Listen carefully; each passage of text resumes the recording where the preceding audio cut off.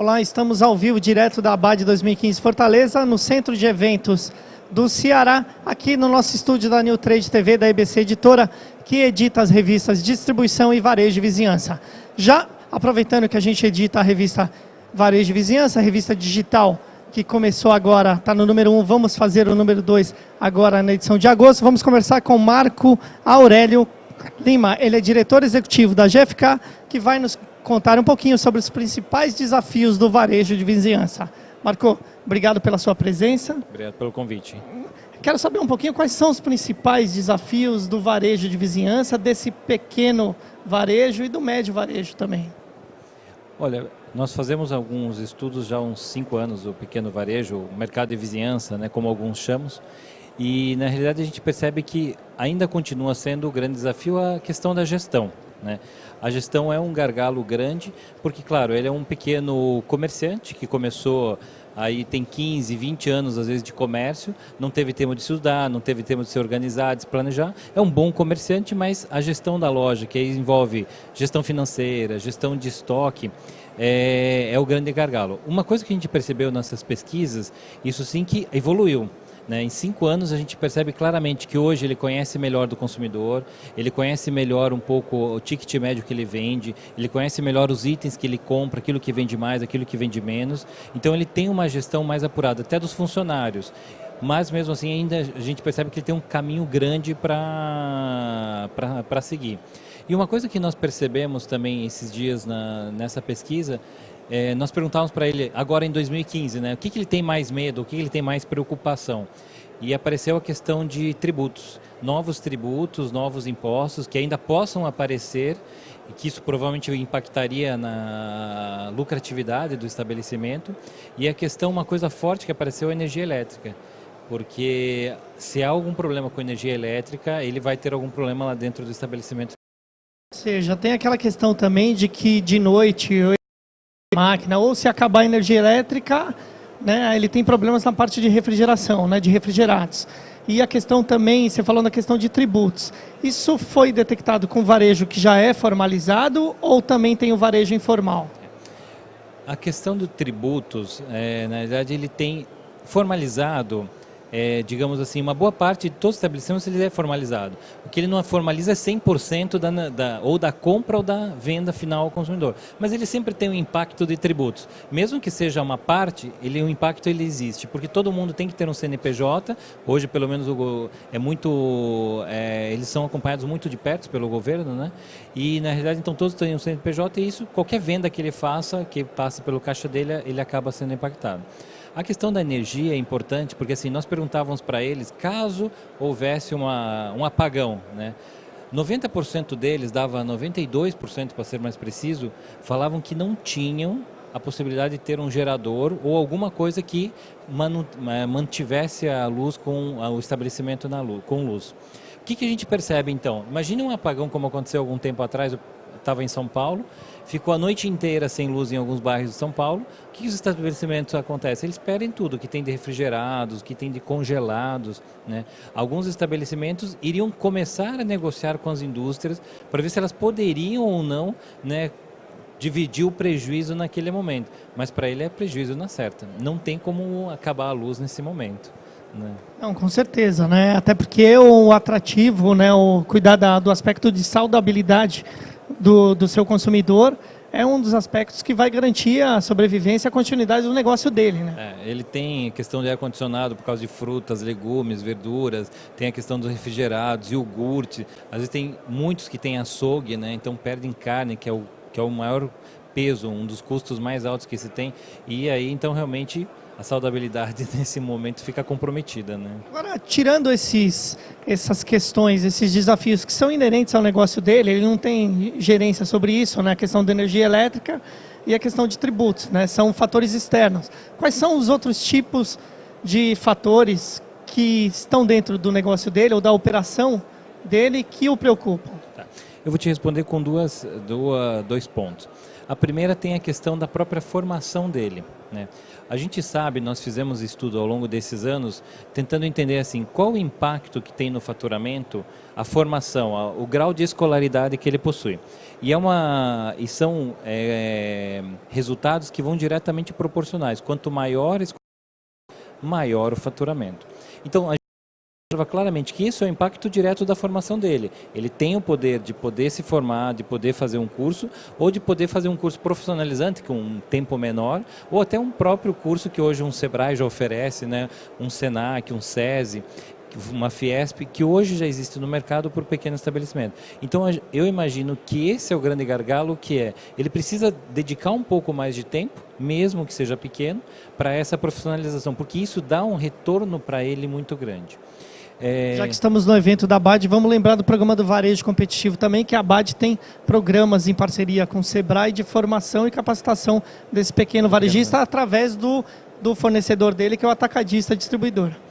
Então isso a gente percebe já claramente que para eles traz um retorno imediato e quanto mais ele puder fazer, melhor o estabelecimento vai ficar ao longo do tempo. Legal. E quais são as outras preocupações que ele tem com relação ao seu mix de categoria, ou sortimento oferecido, ou mesmo com relação à questão de serviços que ele oferece ao cliente dele? Serviços hoje, eles melhoraram muito nos últimos anos. Então a gente percebe claramente que entrega a domicílio, na nossa pesquisa, 94% deles já oferecem uma entrega a domicílio, porque provavelmente ele está muito perto do próprio comprador, né? São mercados de vizinhanças que ele sabe onde o comprador vive, mora, ele entrega um produto, ele entrega um serviço. Outra coisa que a gente percebeu também, a famosa caderneta, o famoso compra fiada, né? Na nossa pesquisa apareceu 50% hoje de pessoas que oferecem a venda fiada. O que é? Na realidade, o consumidor vai comprando, fazendo a sua cadernetinha, no início do mês seguinte, o comprador vai lá, o shopper vai lá e paga a sua dívida. Isso é uma coisa muito comum em duas regiões, principalmente sul do país e nordeste. Pela questão de confiança, pela questão de proximidade, pela questão de amizade.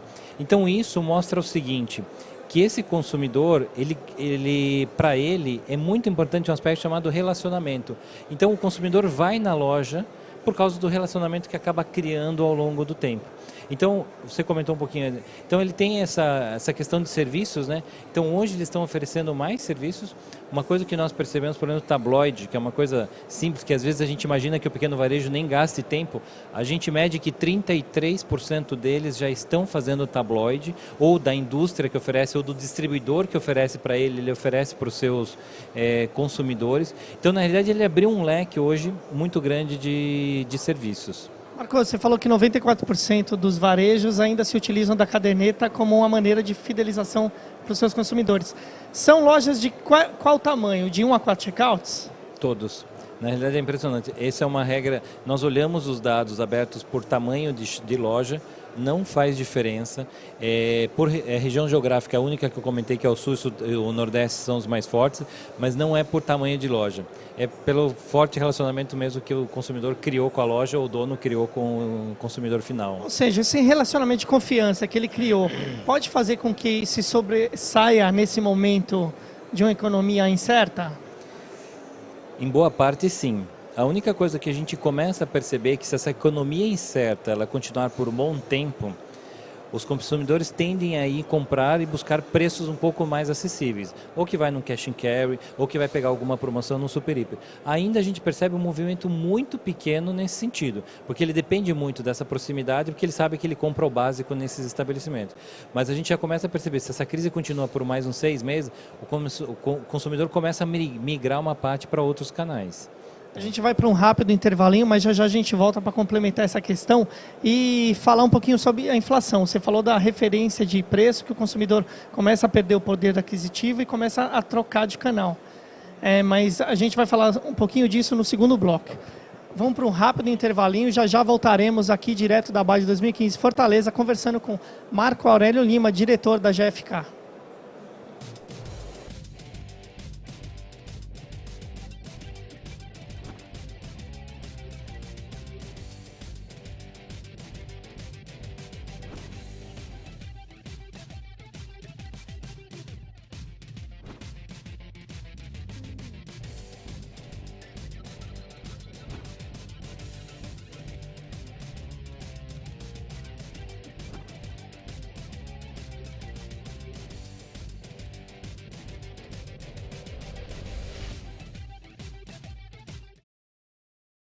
Bic apresenta Bic Soleil, o novo depilador feminino feito especialmente para elas.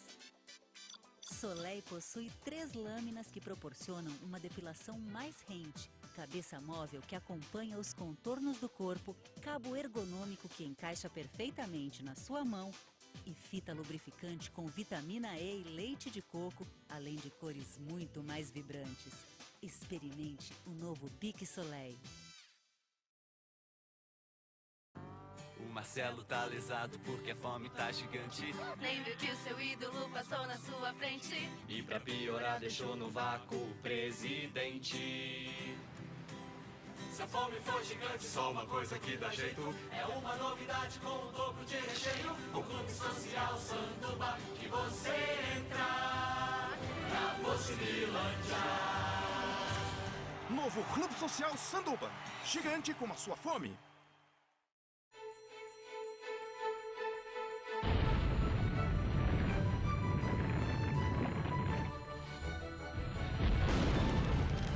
Primeiro dia. Pilão, o café forte do Brasil.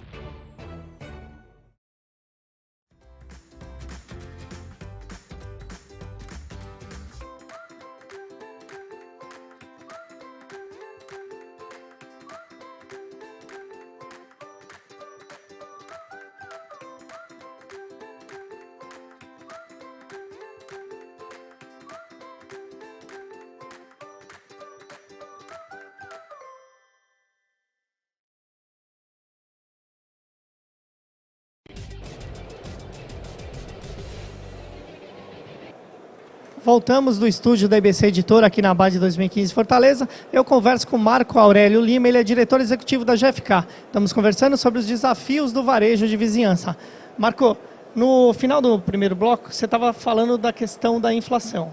A gente tem alguns economistas que dizem que a inflação deve fechar em 9,25% ao ano, né? Tem gente que já trabalha com número acima disso.